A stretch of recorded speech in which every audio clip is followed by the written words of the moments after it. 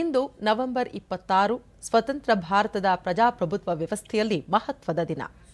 ದೇಶಕ್ಕೆ 1949ರ ನವೆಂಬರ್ 26ರಂದು ಸಂವಿಧಾನವನ್ನು ಅಳವಡಿಸಿಕೊಳ್ಳಲಾಗಿದ್ದು, ಇದರ ಅಂಗವಾಗಿಯೇ ಇಂದು ಸಂವಿಧಾನ ದಿನವನ್ನು ಎಲ್ಲೆಡೆ ಅರ್ಥಪೂರ್ಣವಾಗಿ ಆಚರಣೆ ಮಾಡಲಾಗುತ್ತದೆ.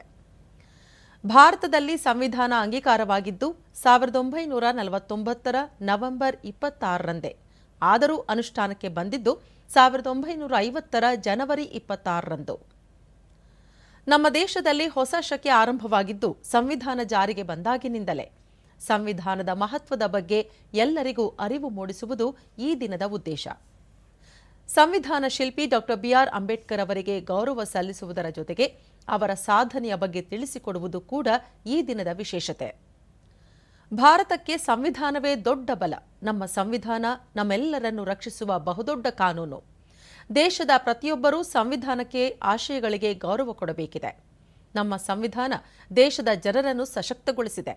ಸರ್ವರಿಗೂ ಸಮಾನತೆಯನ್ನೊದಗಿಸಿದೆ. ಮೂಲಭೂತ ಹಕ್ಕುಗಳು, ಕರ್ತವ್ಯಗಳನ್ನು ನೀಡಿದೆ.